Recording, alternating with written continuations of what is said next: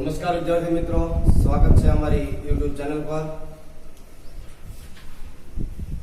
નામાની અંદર ધોરણ 12 એકાઉન્ટ સબ્જેક્ટની અંદર ભાગીદારી વિષય પ્રવેશની અંદર આ પહેલા આપણે કેટલાક ટૂંકા દાખલાઓનો જે રીતે અભ્યાસ કર્યો એ રીતે ફરીથી પર આપણે આજે એક ટૂંકો દાખલો સમજશું.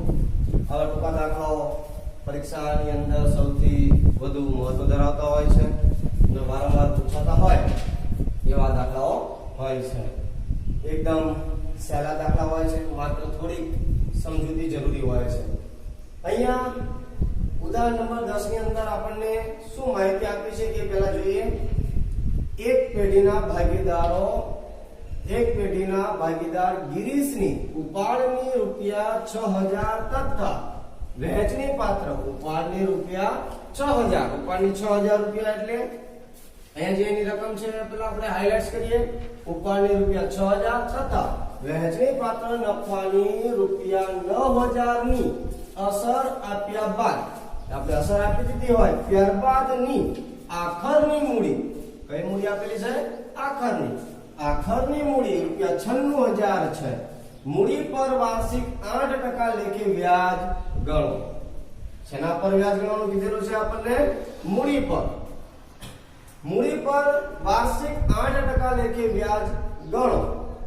તો આપણે જાણીએ છીએ આની પહેલા આપણે ભાગીદારી વિશે પ્રવેશની જે શરૂઆત પ્રારંભિક એટલે કે થિયરિકલ આપણે સમજૂતી મેળવી હતી ત્યારે આપણે ભાગીદારી કરારનામાની જોગવાઈનો એક મહત્વનો પોઈન્ટ મૂડી અને મૂડી પર વ્યાજ, એમાં આપણે સમજ્યા હતા કે મૂડી પરનું વ્યાજ જ્યારે ગણવામાં આવે છે ત્યારે મૂડી પર વ્યાજ ફરજિયાતપણે મૂડીની શરૂઆતની બાકી પર ગણવામાં આવતું હોય છે.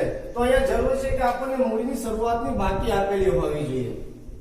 મૂડીની શરૂઆતની બાકી આપેલી હોય તો આપણે મૂડી પરનું વ્યાજ શોધી શકીએ છીએ અને ત્યારબાદ ઉપાડ, નફો વગેરેની અસર આપી અને આખરની મૂડી આપણને મળતી હોય છે. આપણી પાસે બે રીતે છે, એક ગણતરી દ્વારા કરીશું અને એક પત્રક દ્વારા, અને બીજું છે ફોર્મેટ દ્વારા. જે આપણે આની પહેલા સ્થિર મૂડી ખાતાની પદ્ધતિ અને અસ્થિર મૂડી ખાતાની પદ્ધતિનો જે અભ્યાસ આપણે કરેલો એનું પત્રક અહીંયા આપણે બનાવીએ છીએ.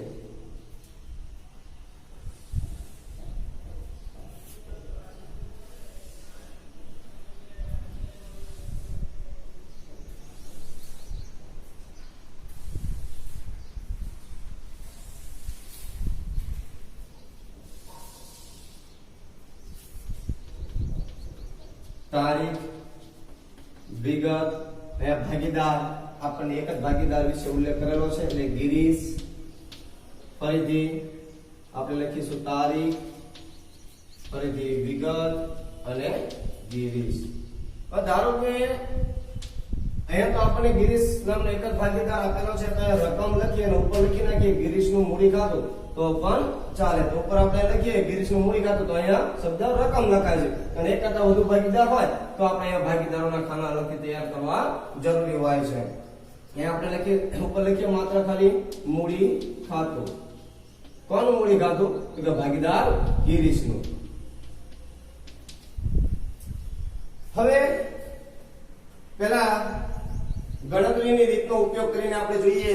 આપણને જો ગણતરી મુજબ સહેલું પડે તો એ મુજબ આપણે કામ કરશું અને જો આ મૂડી ખાતું બનાવીને આપણને રકમ શોધવી સહેલી પડે તો એનો પણ આપણે ઉપયોગ કરી શકીએ છીએ. તો પહેલી ગણતરીની વાત કરીએ તો આખરની મૂડી એટલે શું? તો કે આખરની મૂડી બરાબર શરૂઆતની મૂડી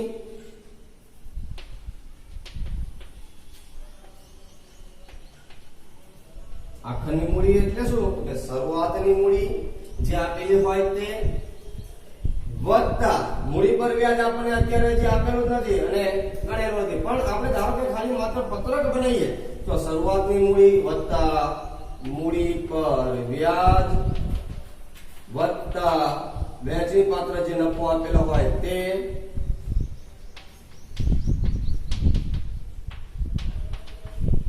આ ત્રણેયના સરવાળા કરીએ એટલે જે અહીંયા રકમ મળશે એમાંથી આપણે બાદ કરશું ઉપાડ અને ઉપાડ પરનું વ્યાજ અને અહીંયા જે આપણને રકમ મળે એને કહીશું આપણે આખરની મૂડી. તેનો અર્થ એવો છે કે શરૂઆતની મૂડીથી શરૂઆત કરીએ અને આખરની મૂડી સુધી પહોંચી શકતા હોય તો આખરની મૂડીથી શરૂઆત કરીએ તો આપણે શરૂઆતની મૂડી સુધી પહોંચી શકીએ. મિત્રો શરૂઆતની મૂડીથી શરૂઆત કરી તો આપણે આખરની મૂડી સુધી પહોંચી શક્યા. હવે આખરની મૂડી આપણને આપેલી હોય અને આખરની મૂડીથી શરૂઆત કરીએ તો આપણે આ જે અસરો આપેલી છે એની વિરુદ્ધ અસર આપીએ એટલે કે અહીંયા ઉપર માઈનસ કરેલો છે અને જો માઈનસ હોય એને આપણે પ્લસ કરી દઈએ એટલે આપણી પાસે કઈ રકમ આપેલી છે? આખરની રકમ આપેલી છે, આખરની મૂડી. જેમ શરૂઆતની મૂડીથી આપણે નીચે ઉતરીએ છીએ ત્યારે શરૂઆતની મૂડીમાં મૂડી પરનું વ્યાજ ઉમેરાય છે, વ્યાજની પાત્ર નફો ઉમેરાય છે, ઉપાડ બાદ થાય, ઉપાડ પરનું વ્યાજ બાદ થાય. તો નીચેથી ઉપર જવું હોય તો બધી જ જે નિશાનીઓ છે એ બદલાઈ જાય છે, વિરુદ્ધ નિશાની આવે છે. એટલે આખરની મૂડી વત્તા ઉપાડનું વ્યાજ વત્તા ઉપાડ. અહીંયા જે પ્લસ કરેલું હતું વ્યાજની પાત્ર નફો જે પ્લસ કરેલો છે એને આપણે માઈનસ કરશું. મૂડી પરનું વ્યાજ એ પ્લસ થયેલું હોય તો એને આપણે માઈનસ કરશું અને આપણને જે રકમ મળશે શરૂઆતની મૂડી. અહીંથી અહીંયા જે આપણે પત્રક બનાવ્યું છે એમાં અહીંયા દાખલામાં જે આપેલું હોય એનો જ આપણે અહીંયા ઉપયોગ કરવાનો હોય છે. તો અહીંયા આપણને દાખલામાં શું શું આપેલું છે? તો એક તો આપણને ઉપાડ પરનું વ્યાજ આપેલું છે અને વ્યાજની પાત્ર નફો. તો આપણે મૂડી પરનું વ્યાજ તો આપણે શોધવાનું છે. તો એની ગણતરી કરી લઈએ. અહીં આપણે ટૂંકી વ્યાખ્યાની બનાવીએ કે આખરની મૂડી એટલે શું? તો આખરની મૂડી બરાબર શરૂઆતની મૂડી વત્તા ઉપાડનું વ્યાજ અથવા ઉપાડ એ આપણે શરૂઆતની મૂડીમાંથી બાદ કરેલો હોય તો એને અહીંયા આપણે પ્લસ કરશું. જો સાચી રીતે આપણે ગણતરી કરીએ તો ધારો કે આખરની મૂડી આપણે આપેલી હોય ત્યારે આ કરવાની જરૂરિયાત હોય છે. શરૂઆતની મૂડી આપેલી હોય અને આખરની મૂડી શોધી હોય તો અહીંયા શરૂઆતની મૂડી વત્તા વહેંચણી પાત્ર નફો અને માઈનસ ઉપાડ આવું કરવાથી આપણને જે રકમ મળશે એ મળી જાય છે આખરની મૂડી. આ ત્રણ જે શબ્દ આપેલા છે એના આધારે આપણે આ રકમ શોધી શકીએ છીએ. હવે આપણને આખરની જે મૂડી આપી છે એનાથી આપણે ઉલટી અસર આપીએ એટલે કે ઉપર જવું છે શરૂઆતની મૂડી સુધી જવું હોય તો આનાથી વિરુદ્ધ અસર આપીશું. એટલે કે અહીંયા ધારો કે આપણે લખીએ આખરની મૂડી, અહીંયા દાખલો આનો આપણે પૂરું કરીએ. અહીંયા આખરની મૂડી જે આપેલી છે 96,000 એને આપણે અહીંયા લખશું. ત્યારબાદ જે રીતે ઉપાડ શરૂઆતની મૂડીમાંથી બાદ થાય છે એ ઉપાડ આખરની મૂડીમાં ઉમેરાય છે. ઉપાડ અહીંયા જે હશે એને આપણે ઉમેરશું. ત્યારબાદ અહીંયા જે રકમ મળશે એમાં વહેંચણી પાત્ર નફો ઉમેરેલો છે એને આપણે અહીંયા બાદ કરશું. વહેંચણી પાત્ર નફો અહીંથી બાદ થાય અને જે રકમ મળશે એ બનશે આપણી શરૂઆતની મૂડી. તો એ રકમ મૂકતા જઈએ ફોર્મેટ ની અંદર. આપણને અહીંયા આખરની મૂડી કેટલી આપેલી છે? 96,000 રૂપિયા. તો એ લખીએ 96,000 રૂપિયા જે આપણને અહીંયા આપવામાં આવેલી છે તે 96,000 રૂપિયા.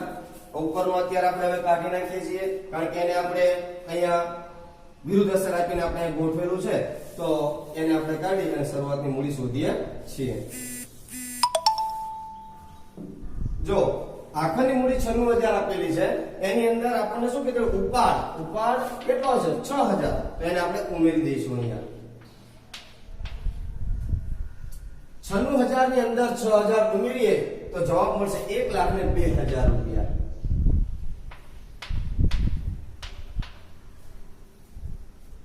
1,02,000 જે મળે છે એમાં વહેંચણી પાત્ર નફો આપેલો છે આપણને 9,000 રૂપિયા. એને અહીંયા આપણે શું કરવાનો છે?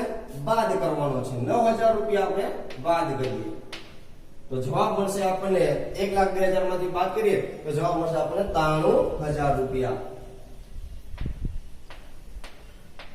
આ 93,000 મળશે એ શું હશે આપણા માટે? તો શરૂઆતની મૂડી મળી આપણને. આખરની મૂડી જે હતી એ આખરની મૂડીમાં ઉપાડ ઉમેરવામાં આવે અને વ્યાજની પાત્ર નફો બાદ કરવામાં આવે તો જે જવાબ મળે એ જવાબ આપણો બનશે શરૂઆતની મૂડી સ્વરૂપમાં જવાબ બનશે. હવે શરૂઆતની મૂડી મળી ગઈ આપણને, એના ઉપરનું વ્યાજ અહીંયા આપણે ઉપર ગણી લઈએ તો કે મૂડી પર વ્યાજ બરાબર શરૂઆતની મૂડી ગુણ્યા વ્યાજનો દર છેદમાં 100. અહીં આપણે રકમ મૂકીએ. ટોટલ આપણે શરૂઆતની મૂડી મળી છે 93,000 રૂપિયા ગુણ્યા 8 ભાગ્યા 100. 83 ની મદદથી જવાબ શોધશો તો જવાબ મળશે 7,440 રૂપિયા. તો આપણે જે શોધવાનું હતું મૂડી પરનું વ્યાજ એ આ રીતે શોધી શકીએ છીએ. તો ઘણા બાળકોને આ રીત થોડીક અઘરી પણ લાગે, એના કરતા થોડીક સરળ રીતની વાત કરીએ, કારણ કે આપણે આ જે પત્રક છે એ તો આપણે આ પહેલા પણ શીખી ગયા છીએ અને આને તો વારંવાર આપણે શીખવાનું જ હોય છે, કારણ કે આગળના દરેક જે પ્રકરણ આપણને આપેલા છે, ભાગીદારીના વાર્ષિક હિસાબ હોય, પ્રવેશ, નિવૃત્તિ કે વિસર્જન હોય, એમાં દરેકની અંદર આ પત્રકનો ઉપયોગ થતો હોય છે. એની અંદર આપણે અમુક બાબત શીખી ગયા હતા કે જમા બાજુ આપણે આ બાજુ એને ઉધાર કહીશું અને આ બાજુને જમા કહીશું. જમા બાજુ શરૂઆતમાં લખશું બાકી આગળ લાવ્યા, જે આપેલી હોય તે. બાકી આગળ લાવ્યા એટલે શું? કે શરૂઆતની મૂડી. અહીં આપણે મૂડી પર વ્યાજ નહીં લખીએ, તેમાં હજી મૂડી પર વ્યાજ શોધવાનું છે, પણ વહેંચણી પાત્ર નફો આપણે જાણીએ છીએ જમા બાજુ લખીએ છીએ. વહેંચણી પાત્ર નફો. એ ધારો કે તમે શરૂઆતની મૂડી, મૂડી પર વ્યાજ, વ્યાજની પાત્ર નફો બધું લખી શકો છો અને દાખલામાં જે આપેલું છે એને તમે દર્શાવી શકો છો અને ત્યારબાદ જે તફાવત મળે એ આપણો જવાબ બની જાય છે. વ્યાજની પાત્ર નફો આ બાજુ જોઈએ તો શરૂઆતમાં લખાશે ઉપાડ, જે આપેલો હશે તે લખશું અને ત્યારબાદ લખશું બાકી આગળ લઈ ગયા. બાકી આગળ લઈ ગયા એટલે શું? તો કે આખરની મૂડી. આટલું તો આપણને આવડતું જ હોય, સ્વાભાવિક છે. આપણે પત્રક શીખા હોય તો પત્રકની અંદર જે માહિતી દર્શાવવાની હોય છે એના વિશે આપણે આટલું જાણતા હોઈએ છીએ. તો અહીંયા જે આપણને બાબત આપેલી છે એમાં માત્ર રકમો આપણે દર્શાવીએ. અહીંયા આપણને આખરની મૂડી આપેલી છે 96,000 રૂપિયા, તો અહીંયા લખીએ 96,000 રૂપિયા. ઉપાડ આપેલો છે આપણે 6,000 રૂપિયા, એ દર્શાવીએ. ત્યારબાદ વ્યાજની પાત્ર નફો કેટલો આપેલો છે? 9,000 રૂપિયા, એ પણ આપણે લખીએ. વ્યાજની પાત્ર નફો 9,000 રૂપિયા. હવે બંને બાજુના સરવાળા કરશું. બંને બાજુના સરવાળા કરશો તો તમને કઈક તફાવત મળશે. એ તફાવત કેટલો મળે છે એ શોધવાથી આપણને અહીંયા બાકી આગળ લાવી અને શરૂઆતની મૂડી મળશે. એ તફાવત 96,000 વત્તા 6,000 કર્યા, 96,000 વત્તા 6,000 બરાબર 1,02,000. તો 1,02,000 જે ટોટલ આપણને મળે એને બંને બાજુ મૂકી દઈએ. 1,02,000 માંથી આપણે જાણીએ છીએ કે ઉધાર માંથી જમા, એટલે કે જે ઉધાર બાજુ હોય એમાંથી જમા બાજુ જે તફાવત, જે રકમ આપે એને બાદ કરીએ તો મળતો તફાવત એ આપણી ખૂટતી રકમ દર્શાવે છે.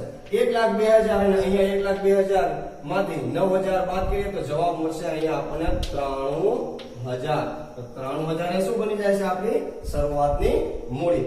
શરૂઆતની મૂડી મળી જાય તો આપણે અહીંયા જે મુજબ ગણતરી કરી કે મૂડી પર વ્યાજ શોધો, તો મૂડી પર વ્યાજની જે અહીંયા ગણતરી મુજબ જોઈએ કે મૂડી પર વ્યાજ એટલે શરૂઆતની મૂડી આપણને જે 93,000 મળી તે ગુણ્યા વ્યાજનો દર. વ્યાજનો દર આપેલો છે 8,000 ભાગ્યા 100 બરાબર 7 રૂપિયા, તો જવાબ મળશે 7,440. તો આવી રીતે બંને રીતનો ઉપયોગ કરીને તમે દાખલો ગણી શકો છો. જો ગણતરી દ્વારા દાખલો ગણો તો પણ એના પૂરા માર્ક મળવા પાત્ર છે, અને પત્રક તૈયાર કરીને એટલે કે ખાતું બનાવીને ભાગીદારનું મૂડી ખાતું તૈયાર કરીને તમે દાખલાની ગણતરી કરો તો પણ માર્ક પૂરા જ મળતા હોય છે. હું એવું અપેક્ષા રાખું છું કે આ બંને રીત તમને સમજાણી હશે, પણ મારી દ્રષ્ટિએ જોવા જઈએ તો આ રીતે જે છે મૂડી ખાતાની રીતનો ઉપયોગ કરીને જો દાખલો ગણો તો વધારે સરળ બને છે, તમે એને વધુ સમજી શકો છો, કારણ કે આપણે આનો તો વારંવાર ઉપયોગ કરતા હોઈએ છીએ અને આ રીત પણ જો તમને આવડે સમજાય તો આનો પણ તમે ઉપયોગ કરી શકો છો, એમાં કોઈ પ્રશ્ન હોતો નથી. આવા દાખલાઓ આપણને વાર્ષિક પરીક્ષા એટલે કે બોર્ડની પરીક્ષામાં વારંવાર પૂછતા હોય છે અને રોકડા માર્ક હોય છે. આની અંદર કોઈ એવા અટપટા હવાલા કે અટપટી રકમો નથી હોતી, માત્ર ટૂંકા સ્વરૂપે માત્ર આપણે રકમો દર્શાવી અને જવાબ શોધી શકીએ અને પૂરા માર્ક આપણને મળી શકતા હોઈએ છીએ. તમને દાખલો પૂરેપૂરો સમજાયો હશે, છતાં ન સમજાય, આમાં કોઈ પ્રશ્ન હોય, ક્વેરી હોય તો મારા મોબાઈલ નંબર ઉપર તમે પોતાનો પ્રશ્ન કે ક્વેરી રજૂ કરી શકો છો. Thank you.